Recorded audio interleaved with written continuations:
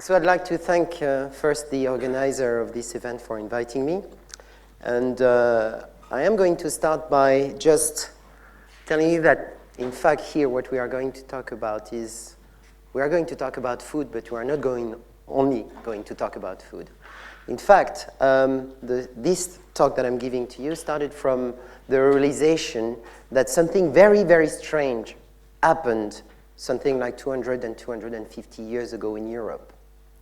This is the moment, in fact, where people in Europe starting to think about human beings, but not only human beings as sort of like creators of gods or member of the natural environment, but they started to think about what is it that society, how does social relation emerge? And that's the moment, so many scholars have investigated actually the emergence of what we call humanities and particularly social science at that time. And indeed, the way in which those people who started to think about what is social relations, what is society, starting to create university department, write book about that. So imagine a little bit seeing like this idea of society slightly emerge out of this historical development.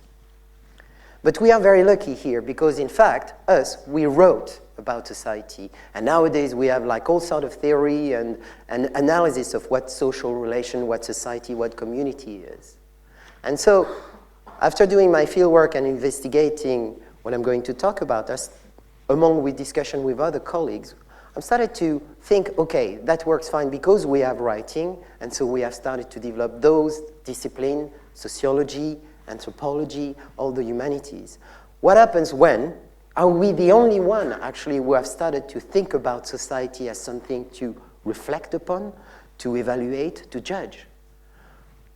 How do people in non-literate society think about this themselves, about the way in which this society works? Wouldn't that be a little bit arrogant that to think that we are the only one who can do that? So basically what I'm presenting today is a sort of like a trajectory, a sort of hypothesis. There's a mixture of results, but this is also something that I hope that I'm going to be able to develop in the next few years. So let me take you to Papua New Guinea, which is located in Oceania, and this is it's part of the New Guinea Island, which is north of Australia, just right here. And I'm going to take you more precisely in an area which is called the Sepik province, in a region which is called the Maprek, where you have this very interesting environment of a series of foothill of a chain of mountains which are covered with forest. We're not talking here about jungle. Huh? We are talking about a forest in which people have lived there for thousands and thousands of years. So they know very well this forest. They have sort of like merged within it. And all their techniques and way of life are sort of like part of that relationship with the forest. So one thing that they know very well is how do plants behave. They also look at birds and other type of animals. So what is interesting is most of the way in which those people live there, they live in sort of like ridges, on the ridges of those very sort of like sharp hills, which are not very high, perhaps only 600 meters. I'm sorry, I don't do inches and yards and feet. I'm very bad with that, right? And one of the elements that has attracted the attention of anthropologists and of travelers in the area is, in fact, I wanted to show you basically where I actually did my fieldwork, which is a bit of a shock because when I was there between 2001 and 2003, I actually did a map of all of that. And in 2008, I realized that you could actually zoom to the actual village where I was. And this is where I was living. So just interesting. So one of the practices or custom that people do there is actually every year they have what is called the yam ceremony, a wapisaki, which means the lining up of yams. And what they are doing, in fact, they are displaying those massive tubers of yams, which can reach up to 3 meters and weigh more than 50 kilos. And they decorate them, and there is like people from the different villages that come and evaluate them and discuss about it. So, as you can see here, a couple of pictures, there's this idea that when the practice actually is people are going there and looking at the yams, looking at their shape, looking at how well they are formed, looking at their length, but also they talk about whose tuber is it, where did it come from, who has planted it, which garden, and etc. So there is also not only a formal analysis, but also, if you want, the analysis and the discussion of the history of the tuber. Well, this is something that we know. We do that right here. I couldn't find any images from France for that lecture, but we have La Fête de la Citrouille, where people present those massive pumpkins. And here, those are pictures that I've taken from actually 2012 Harrogate Flower Show with this fellow who has won the prize presenting an onions, and I think it must be, how do you call that, cornichon, pickles or something like that. Yeah, but it's not this idea of people coming and seeing products and evaluating them. It's also reminded me of the Salon de l'Agriculture in France, where you have very important men, such as here, the Ministère de l'Agriculture of the previous government, coming and looking and evaluating, right? So basically, you can make a sort of very interesting comparison between the images there, where you have big men, important men, elders of other villages who come and watch those yams and discuss about it and the winwich. But is that really the same? That's one of the questions. Well, in fact, one of the things that people have talked about, and anthropologists, is the fact that there is this idea that those yams are very long. And when you look a little bit at the way in which they have been cultivated, they are cultivated by men only in special gardens from which women are totally excluded. It's surrounded with secrecy. You cannot have sex during the period where the yams are there. They have an elongated shape. So, what is it? Well, that's basically a phallic cult and a phallic symbol. I apologize for the red that you cannot see here. That was one of the first interpretations. Was it really so? Or was it us sort of imposing our perception of what it is? So that's one of the things that drove me to go back into the field and examine that. And I did a bit of research before. And when I realized through the literature and through the field work is the fact that I realized that those yams were acting different way. One of the way in which they were acting as images that people would look at. They were sort of considered as beautiful. There were rules of decoration. It's very elaborated, very vibrant, right? And it's connected to other type of images that were part of secret initiation, which are not done before. And I will go back to that fellow at the end of my talk. But they are not only images, they are also food. And the food is prepared mostly by women. And they are here what you are seeing is the way in which a group of women were actually peeling, preparing yam. You can eat them roasted, boiled in several different ways. And it's considered as the major food, even though from a purely nutritional point of view, yams don't occupy actually a very, very big part. And finally, they also act as valuables. That is sort of item of exchanges that people transact between them, between different groups. Mostly what they call compensation. For example, if you are going to marry someone, right? If I'm supposed to marry Keiko here, for example, right? I'm supposed to give to Keiko's family a compensation for taking her away from her home.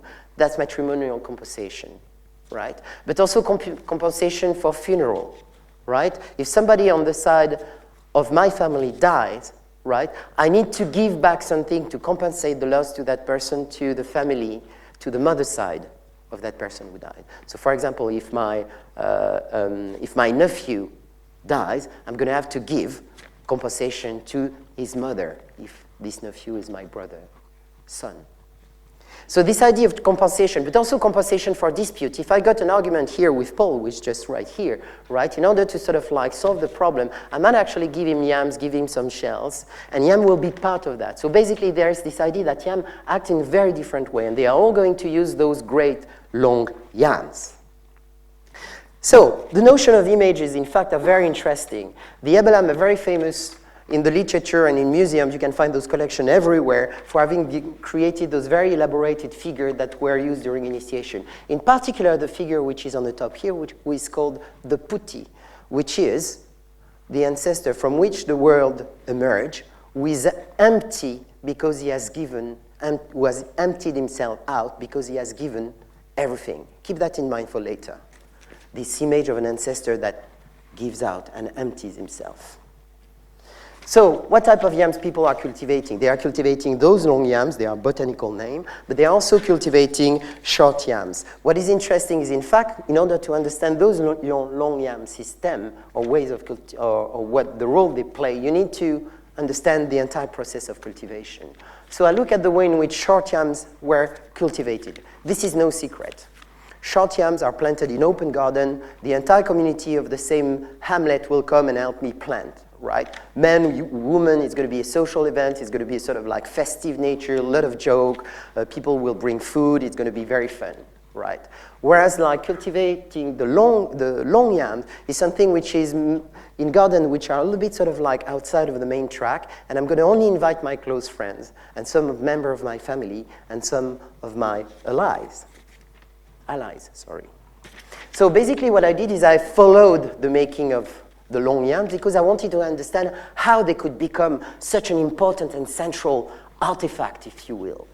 And so I realized that one of the way in which I could analyze that, and I look at the way in which what people were doing in the garden, what knowledge they use, what type of tools, material, and supernatural, for instance, magic, but also what type of raw material they were using. And basically what I did is I followed the cultivation process during 1 year, a little bit more than that. And what I found was absolutely fascinating. By following the yam during the entire year, I started to touch upon many dimensions of the life of the village. I'm not saying all the dimensions, but it was a sort of like, a little bit like an archaeologist that makes a test pit, right? Just like a brief sort of like touch upon relation between men and women, relation with modernity, development, the vanilla that arrived, relation with the war in Iraq, with 9/11, with what's going on in the Papua New Guinea government. So it was a sort of like a very interesting way. It wasn't complete, but it was a sort of like link between all of that. So just briefly, I'm going to show you briefly how you plant a yam. You create this mound here of finely broken earth, on the top of which you are going to plant the set. That is a piece of yam which has already germinated, that you can see on the top, on the image there. And then you're going to put that here, and as the year goes, you will see the vines that are going to grow slowly, and people are going to build that trellis, very elaborated, that can go up to 11 meters, and at the end of that, they are going to put those bamboos around which each vine of the plant will be attached. It's a work of every day, but it's also a private work. People go to their garden to step aside a little bit of the frantic life of the village. You go with your friend, you go into your garden, you don't speak loud, you don't make a lot of noise. You go there because it's your own private place. I'm to believe that for English people, home is their castle. I think that perhaps for the Abelam, garden is their sort of like castle in a sense. So this is a couple of images of those elaborated structure, in particular the last part, which is this bamboo structure, which is just right here. And around each bamboo is going to act as a tutor for one of the vine. Keep that in mind again. But also there are moments in which you need to dig underneath this sort of, as you can say, this sort of like small wall to reach up the tuber which is about to grow in order to either drain it from the water in case there is too much water and the tuber is going to rot, or also to perform certain forms of magic. And then, after 9 months, and you see here a couple of relations, people will dig up the yam, will clean it from its sort of like small rootlets, and then they will hide it in one of the yam storage house up until the moment of the yam ceremony, where they are going to decorate them and display them. When I said that I studied like the way in which like yams were made, I looked obviously at some agronomical, if you want, fact. I look at, I try to get information on the nature of the soil, at the type of practice people were doing, but also I realized that people, in their way of cultivating yam, were including within that what we think are non-technical elements, because all those non-technical elements were supposed to be intangible, were supposed to be material, were supposed to be only symbolical. In fact, when you read literature on agronomy, on yam cultivation in this type of country, you have a lot of information on the technical part, and everything which is sort of magic and etc. is just like, it's a side, it's social, right?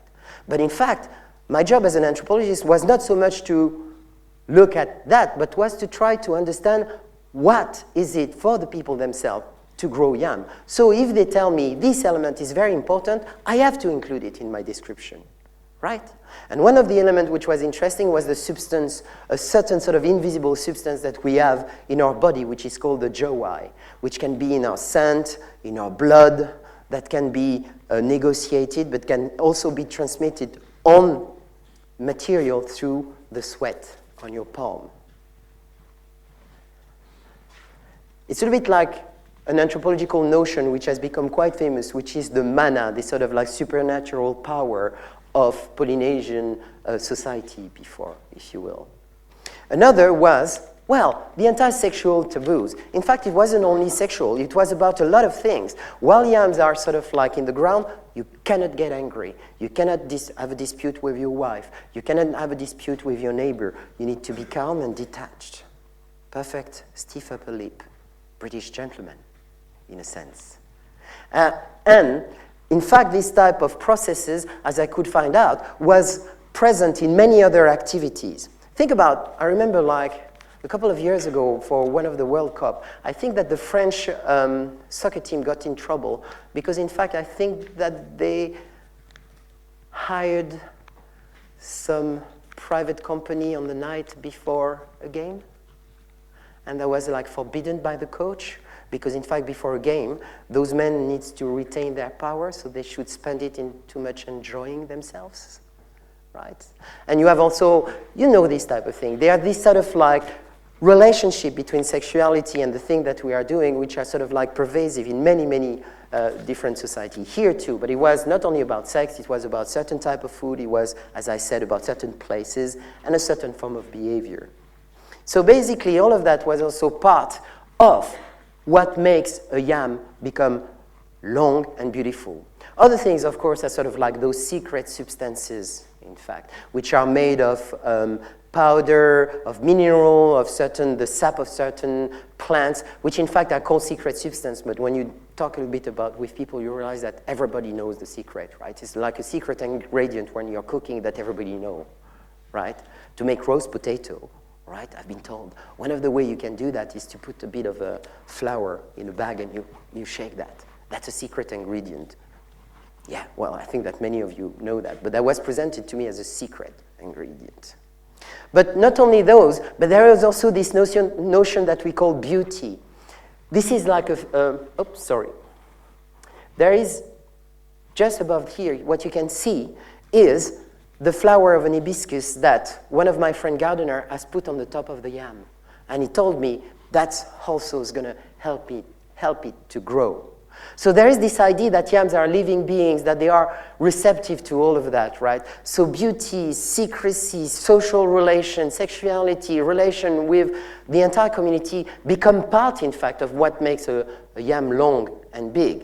There is also the main plaza, the village, in which you have a stone in the center. This stone is absolutely fundamental, right?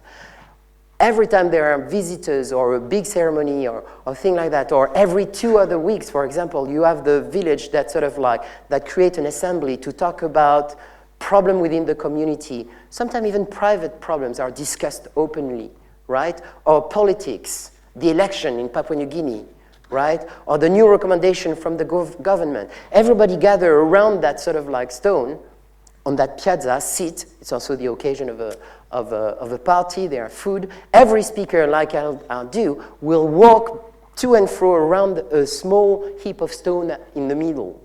And it is said that this stone, which is called the spider and the moon, that the same word, in fact, capture the heat, the passion, but also the intelligence of the debate. And this heat, in fact, then, through a complex system of secrecy that I can't really talk about here, is sort of like retransmitted to all the gardens of the community. So you see here, growing a long yam is not only like calculating the amount of water, the photosynthesis, the quality of the soil, the quantity of N, P, or K that there is in the ground. It's about like something which is much more wider that pertains to what is it to live in this village. So that's the fueling the stone, the mouth power, the power of oration, the power of verb. People during those meetings will also use songs, metaphor, to talk about, yes, to talk about the war that had just broke in Iraq and the invasion of Afghanistan, because I was there between 2001 and 2003, right? They are using all those type of metaphor. So, what is very interesting is this heat is considered, can be interpreted, and that's the interpretation of the anthropologists, and you have to go back and ask people, does this heat come from what we call anthropologists in our jargon, social relation? People will say it's come from, yes, they are not perhaps going to use the term social relation, but it's going to talk about living together, right? So that's a very important point that allows us to think that making those long yams is also based on recreating social relation. So now, why do people make long yam ceremonies? I ask that question. You have to ask that question.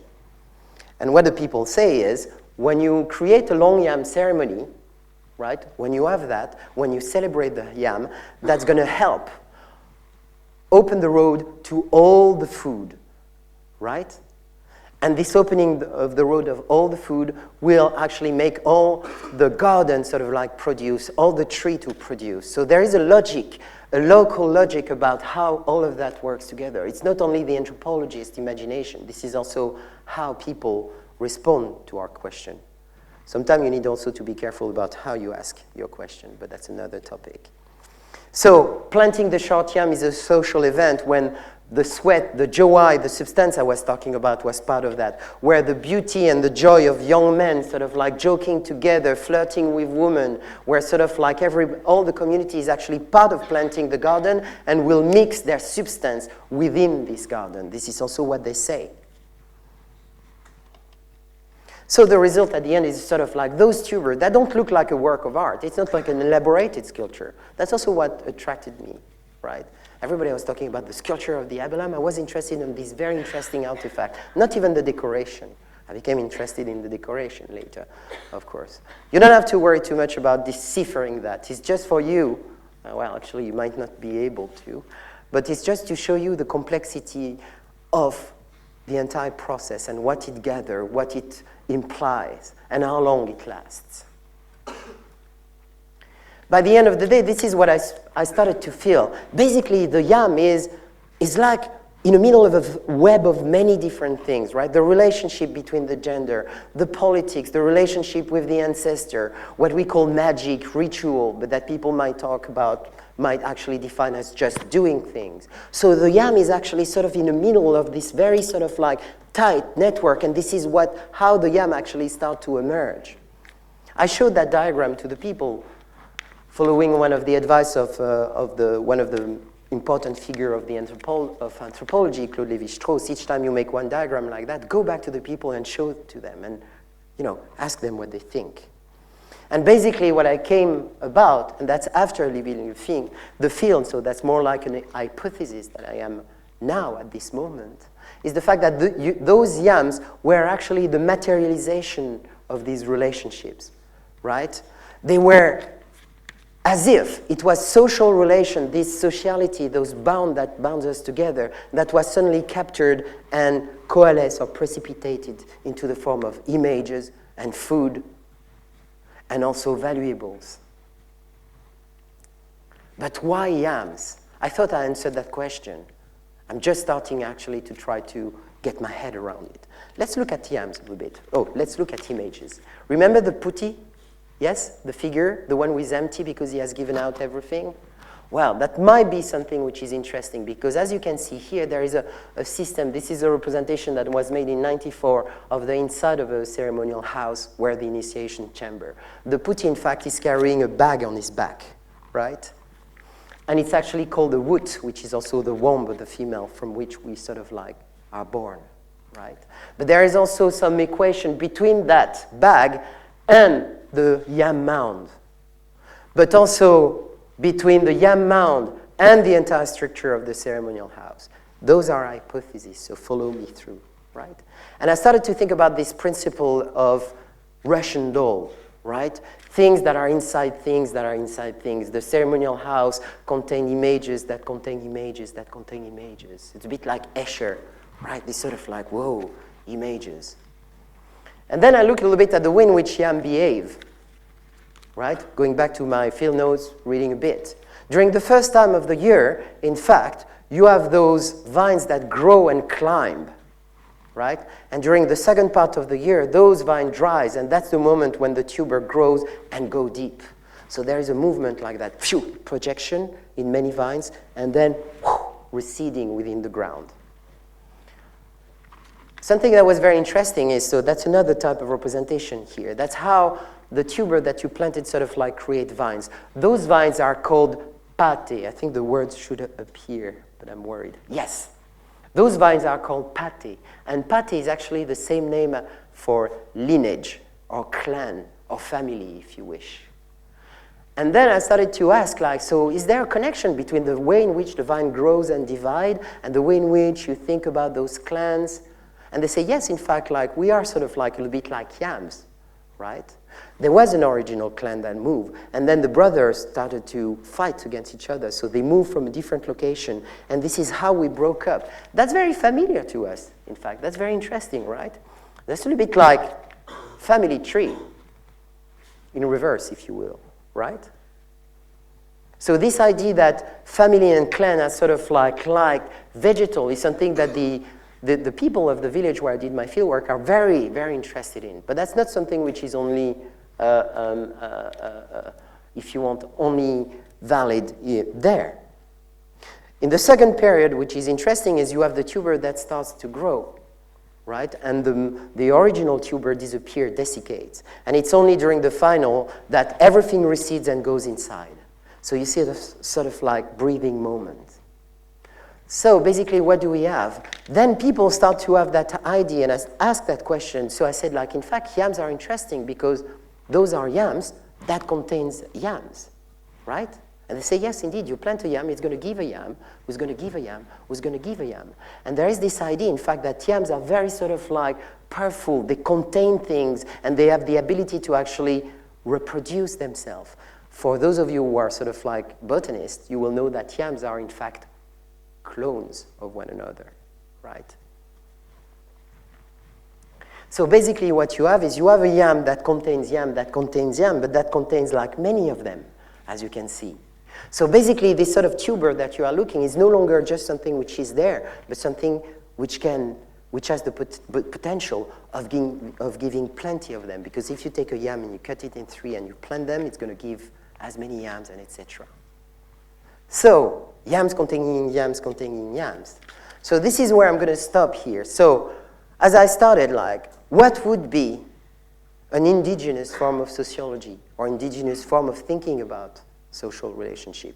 We have disciplines, we have books, we have experts. I'm starting to wonder whether or not the people who are planting the long yams are not like sociologists or anthropologists, perhaps even. Right? If this is not the way in which they try to materialize society, to sort of like give it to the people, to comment, to discuss. So perhaps yams, because why yams? Well, because it's about human reproduction. Because the clan and lineage, right, divide themselves. Because basically what it is about, it is also in relation with that original ancestor that was perhaps like an original yam that emptied itself like the original seed that emptied and gave birth to all the others.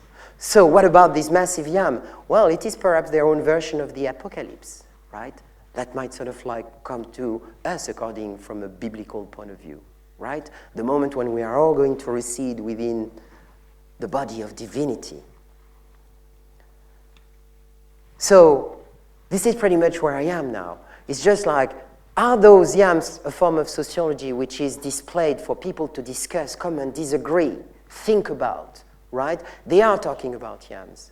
What is interesting is the fact that they do something a little bit more than we do, or one could say that they do something more that we do as with our sociology. They circulate it, they replant it, they reproduce it. So in a way, are yams a form of sociology? That's pretty much where I'm going to leave you here.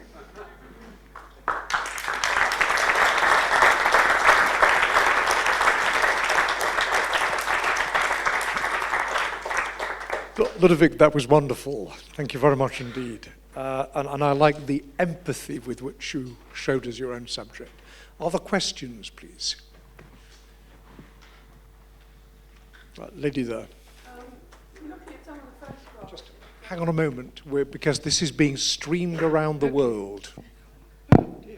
Looking at some of the photographs, it looks as though it hasn't changed much since Anthony Forge was there 50 years ago. And I wondered how much you thought it had, because Marprick is much more accessible now.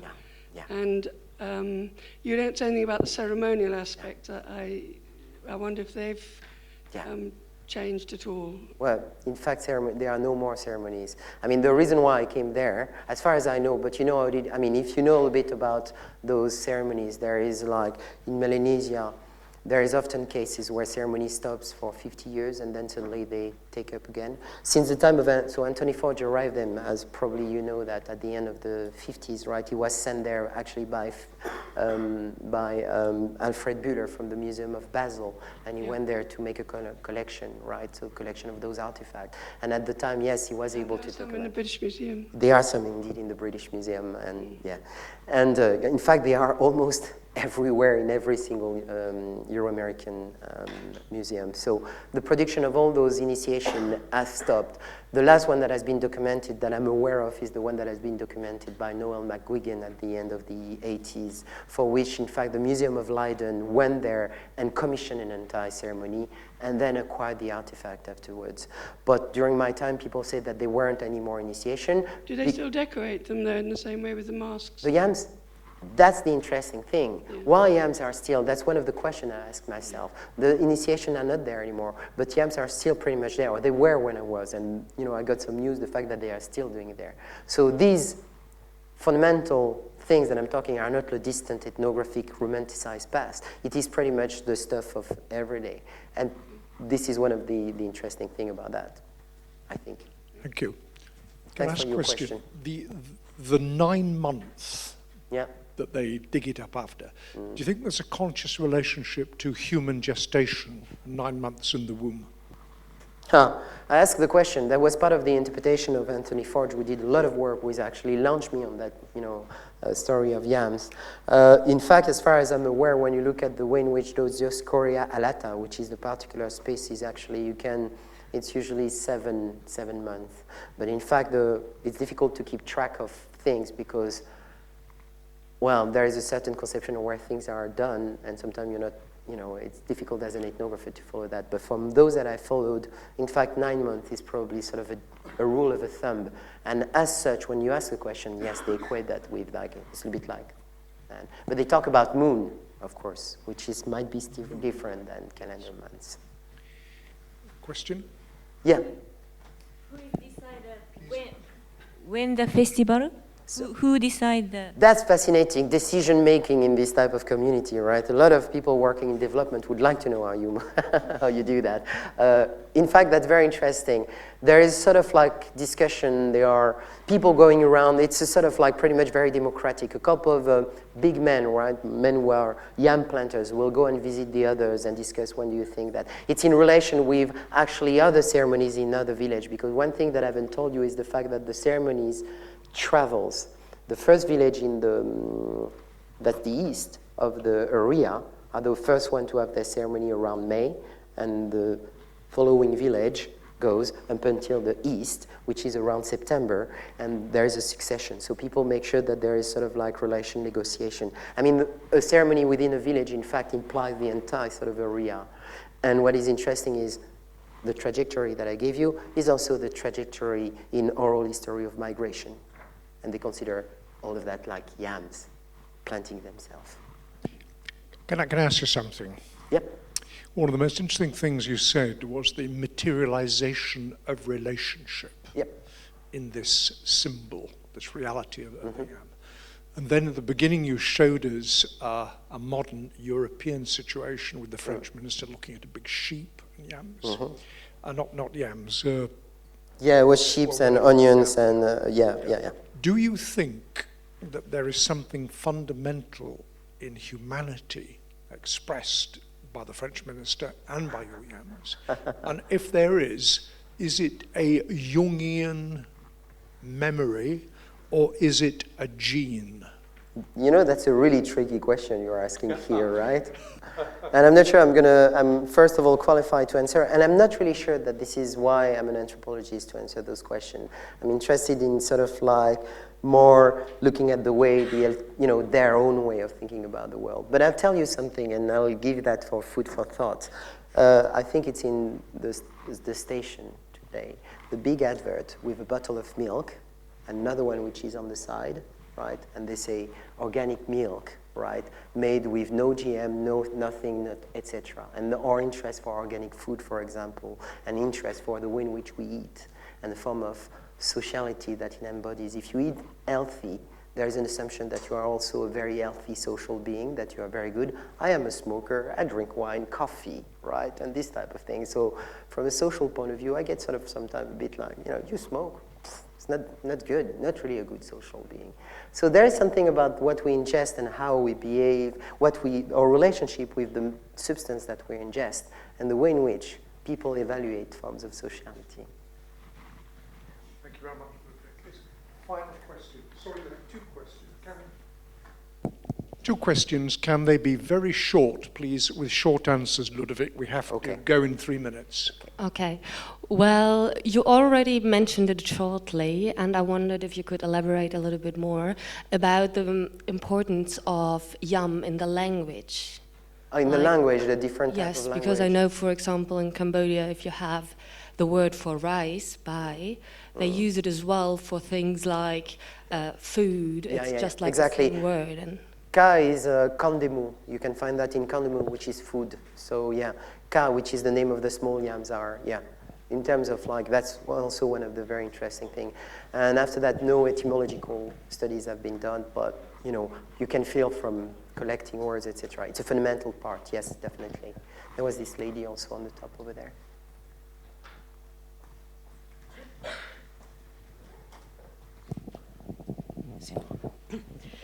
You haven't mentioned animals at all. Are yams somehow sacred that animals can't eat them? Is there some sort of spiritual interaction? Do animals come into this scenario at all? They do, birds, and before that, pigs, right? Birds are very important, and they are also mentioned of earthworm, right? I mean, basically, it's all about the relationship between what the people, when you follow the making of the yam, you see all of that coming in part. There are songs of birds, there are passages of birds, they are all part of yes, definitely. And I'm not sure I would call yam sacred though, right? That's slightly different. I think that's another type of artifact. Good, well, thank you very much indeed. Thank you very much. That was a wonderful lecture. Thank you.